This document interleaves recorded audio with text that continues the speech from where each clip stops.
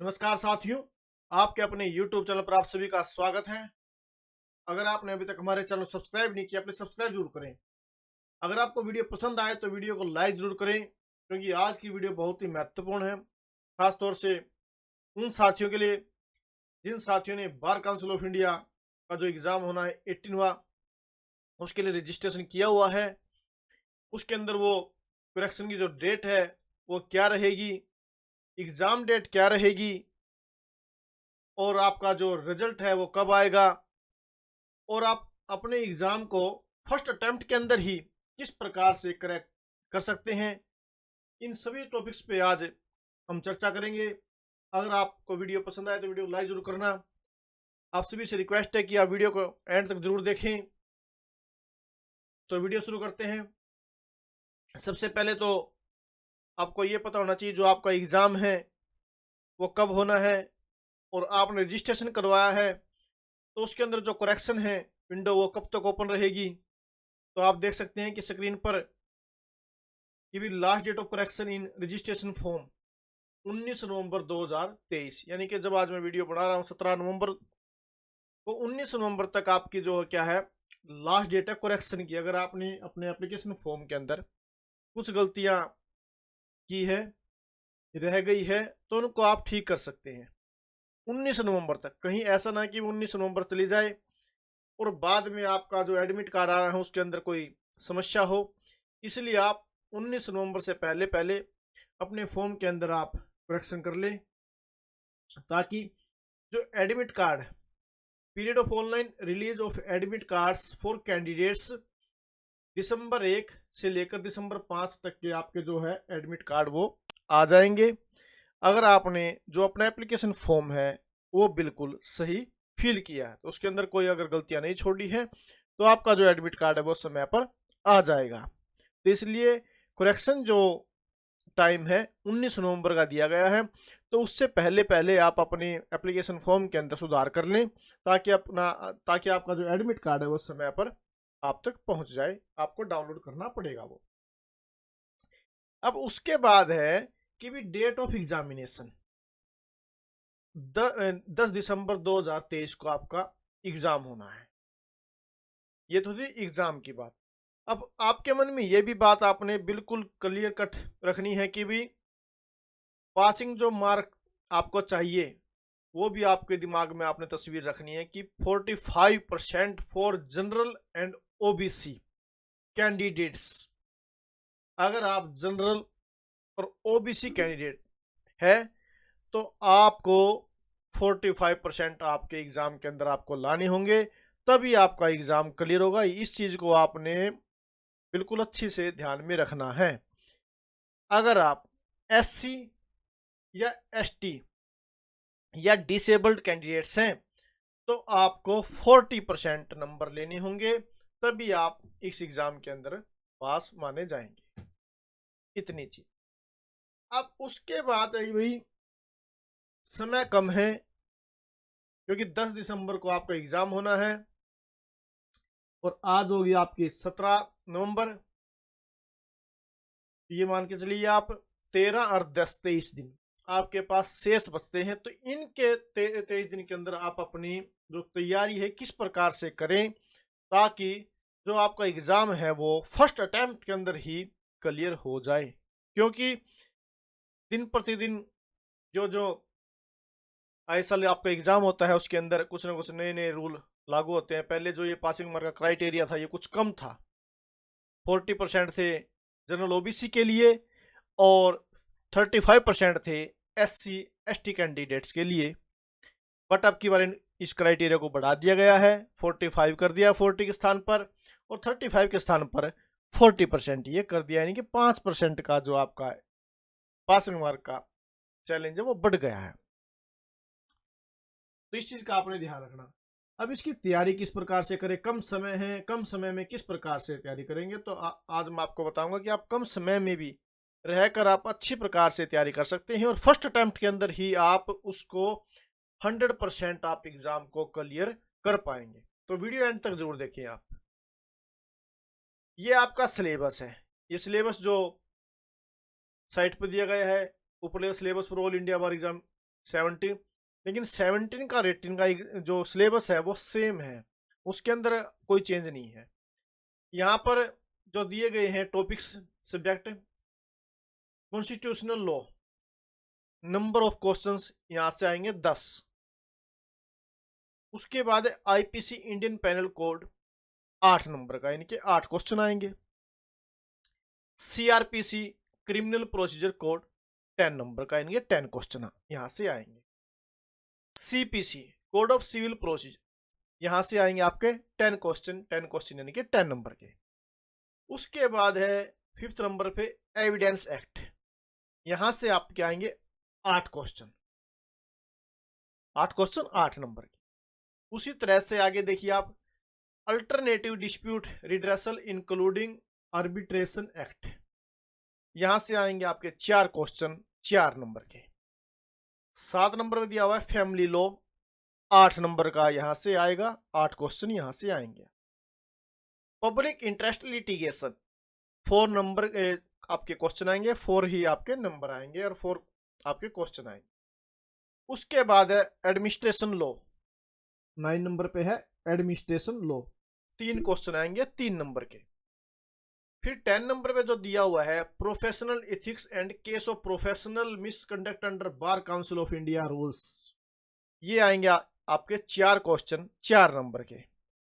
अब उसके बाद आपका जो 11th नंबर पे दिया हुआ है कंपनी लॉ, यहां से आपके 2 क्वेश्चन पूछे जाएंगे, 2 नंबर के आपके ये क्वेश्चन होंगे।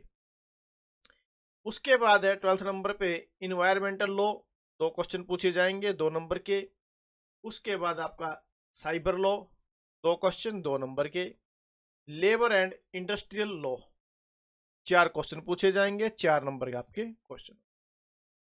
उसी प्रकार से जो आगे है law of tort including motor vehicle act and consumer protection law, यहां से आपके 5 क्वेश्चन पूछे जाएंगे, 5 नंबर के आपके क्वेश्चन रहेंगे।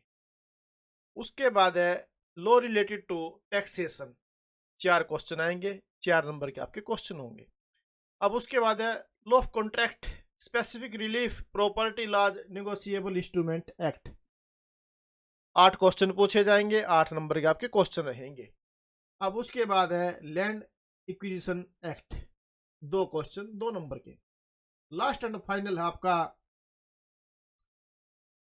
Intellectual property law, 2 question 2 number.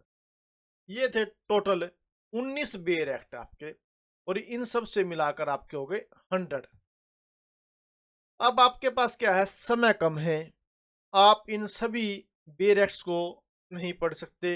अगर पढ़ लोगे तो दी बेस्ट रहेगा, अगर आप नहीं पढ़ सकते हैं तो कोई बात नहीं, आप इनसे केवल जहां जिस भी बेयर एक्ट से ज्यादा क्वेश्चन आएंगे, नंबर ऑफ क्वेश्चन यहाँ लिखा हुआ है तो यहाँ सामने लिखे हुए भी, जैसे 10 नंबर के कॉन्स्टिट्यूशनल लॉ 10 क्वेश्चन यहाँ से आएंगे, तो एक बेयर एक्ट तो आप ये लीजिए, पहले नंबर वाला कॉन्स्टिट्यूशन लॉ। उसके बाद देखिए आप IPC Indian penal code, 8 question आएंगे 8 नंबर के, दूसरा ये ले लीजिए आप। तीसरा लीजिए CrPC criminal procedure code, 10 question पूछे जाएंगे, 10 नंबर के आएंगे, और ये आप ले लीजिए तीसरे नंबर वाला भी सीआरपीसी भी आप लीजिए। उसके बाद सीपीसी भी लीजिए आप, क्योंकि यहां से भी इस बेयर एक्ट से भी आपके 10 क्वेश्चन पूछे जाएंगे, 10 क्वेश्चन का मतलब है आपके 10 नंबर के ये क्वेश्चन होंगे। Code of civil procedure CPC भी आप बेयर एक्ट परचेज कीजिए। अब उसके बाद है एविडेंस एक्ट, 8 क्वेश्चन पूछे जाएंगे 8 नंबर के, इसको भी आप लीजिए। अब उसके बाद देखिए फैमिली लॉ, यहां से पूछे जाएंगे 8 क्वेश्चन 8 नंबर के, तो इसको भी आप परचेज कीजिए फैमिली लॉ को। ये नोट कर ले आप कि भी जहां से ज्यादा नंबर के आएंगे, ज्यादा क्वेश्चन पूछे जाएंगे, उन बेयर एक्ट्स को आपने क्या करना, परचेज करना है। उसके बाद नीचे देखते हैं, तो नीचे एक और है कि भी law of contract specific relief property laws negotiable instrument act, जो 8 क्वेश्चन इस बेयर एक्ट से पूछे जाएंगे, तो ये बेयर एक्ट भी आप परचेज कर ले। तो कहने का मतलब है 19 बेयर एक्ट में से आपने सभी अगर आप परचेज नहीं करना चाहते तो केवल 1 2 3 4 5 6 7, इन 7 बेयर एक्ट्स को आप परचेज कर लीजिए। और इनको आप पढ़िए, क्योंकि अभी आपके पास लगभग 23 दिन है, तो इनको आप आराम से पढ़िए 7 वेरिएक्ट्स को। अब इसके साथ साथ आपने क्या करना है, जो लास्ट ईयर के क्वेश्चंस पेपर है, कम से कम भी आप ये मान के चलिए कि भी 5 साल के आप क्वेश्चन पेपर सोल्व कीजिए, उनको आप लीजिए और उनको आप अपने बेरेक्ट से सोल्व करें कि आप कितने क्वेश्चंस को आप अपनी ईमानदारी से कर पा रहे हैं। और टाइम का भी आपने ध्यान रखना है कि भी 3 आवर्स का आपका जो एग्जाम होगा उसमें आप कितने क्वेश्चन अटेम्प्ट कर पाते हैं। तो ये प्रैक्टिस आपने करनी है। प्रीवियस ईयर के क्वेश्चन पेपर आप या तो किसी ब्राउजर से डाउनलोड कीजिए या मार्केट से परचेज कर सकते हैं, वहां पर भी आपको आसानी से मिल जाएंगे। इतना काम। उसके बाद फिर आपने क्या करना है, जब आप एग्जाम के अंदर बैठेंगे, इतना काम करने के बाद जब आप एग्जाम के अंदर बैठेंगे तो वहां आपने क्या करना है, जितने भी आपको क्वेश्चन आते हैं, जो नहीं आता उसको छोड़ते चले, जो आपको अपनी बुक्स के अंदर मिलता है, आसानी से मिल जाता है, उसको आप करते जाएं। और जितने भी क्वेश्चन आपके ऑल ऑफ द अबव आते हैं, चाहे वो 10 क्वेश्चन आए, चाहे वो आपके 5 क्वेश्चन आए, चाहे वो आपके 6 क्वेश्चन आए, अगर आपको वो क्वेश्चन समझ में आते हैं तो उनको आप कीजिए। नहीं तो आपने क्या करना है, जो 4th ऑप्शन उसमें लिखा होगा ऑल ऑफ द अबव, तो ऑल ऑफ द अबव पे आपने क्या करना है, सर्कल आपने फिल करना है। अगर आपको आता है, पूरा विश्वास है, तो आप कीजिए।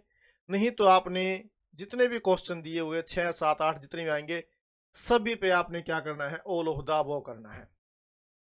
क्योंकि मेरा उसके अंदर क्या है कि भी एक आइडिया है कि भी अगर 6-7 क्वेश्चन आते हैं तो लगभग मोस्टली ज्यादा क्वेश्चनों का जो आंसर होता है वो ऑल ऑफ द अबव ही होता है। अब इसके बाद आपने क्या करना है, जितने भी क्वेश्चन आप आसानी से कर पाते हैं अपने बेरेक्ट से, क्योंकि ये एग्जाम आपको पता है कि भी ओपन बुक एग्जाम होता है, इसके अंदर आप क्या अपने बेरेक्ट साथ में आप ले जा सकते हैं। एक कोशिश आपने ये करनी है कि भी जो आप बेरेक्ट परचेज करें वो विदाउट शॉर्ट नोट वाले करें। ये कुछ बेरेक्ट्स होते हैं शॉर्ट नोट वाले, कुछ होते हैं विदाउट शॉर्ट नोट, तो आप विदाउट शॉर्ट नोट्स वाले ही आप परचेज करें। क्योंकि कई बार क्या होता है, जब आप एग्जामिनेशन हॉल में जाते हैं तो वहां पर पाबंदी लगा देते हैं कि भी आपको जो बेरेक्ट्स हैं वो विदाउट शॉर्ट्स नोट्स वाले ही आपको अलाउ करेंगे, या कई बार शॉर्ट्स नोट्स वाले भी अलाउ कर देते हैं। लेकिन कई बार होता है अगर वहां पर आपको इनकार करते तो आप खड़े फिर क्या है कहीं से परचेज नहीं कर पाओगे। तो आप स्टार्टिंग से ही अपने जो क्या नाम बेरेक्ट्स है आप विदाउट शॉर्ट्स नोट्स वाले ही आप परचेज करें, उनको आप साथ में लेके जाएं। ये आपने नहीं करना कि भी आप विदाउट शॉर्ट्स नोट्स वाले भी ले रहे हैं और साथ में नहीं लेकर जाए। बेरेक्ट आपने जरूर साथ में लेकर जाने हैं, क्योंकि ओपन बुक एग्जाम होगा, वहीं से आपने देख के अपने क्वेश्चंस को राइट करना है। जितने भी आपको वहां से क्वेश्चन मिलते हैं सबसे पहले आप उनको कीजिए। उसके बाद फिर लास्ट में आपका क्या है, लगभग जब 30 मिनट्स आपके रिमेनिंग रह जाते हैं तो आपने क्या करना है, अपने आजू बाजू में अगर कोई आपको हेल्प मिलती है तो आप पूछ सकते हैं। लेकिन उसमें भी पता नहीं होता कि भी कौन होशियार है, कौन है, कैसा किसका सिस्टम है। तो आप उससे बेस्ट तो क्या रहेगा कि भी आप अपनी जो बेरेक्ट है वहीं से आप देख के कीजिए। और जितने भी आपके क्वेश्चन फिर रह जाते हैं उसमें आपने क्या करना है, सभी क्वेश्चनों को एक सीरीज में आपने फिल करना है। चाहे आप उसके अंदर ए फिल कीजिए, चाहे बी कीजिए, चाहे सी कीजिए, या चाहे आप डी कीजिए। क्योंकि जनरल और ओबीसी को 45% नंबर लेने हैं।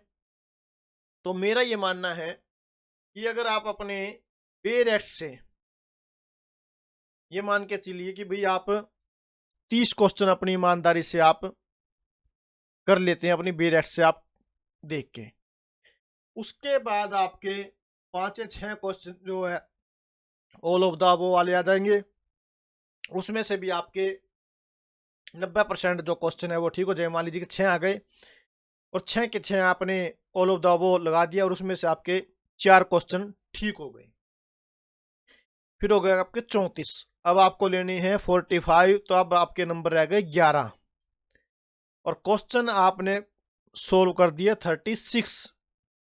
36 के बाद अब भी आपके पास 64 क्वेश्चन शेष रहते हैं। अगर उन पे आप सभी पे ABCD एक कोई भी एक आप चुनते हैं, तो अगर आप उसका मान के चले तो फोर्थ कम से कम भी उसमें से भी आपके 15 क्वेश्चन आराम से आपके ठीक होने की पूरी संभावना रहती है।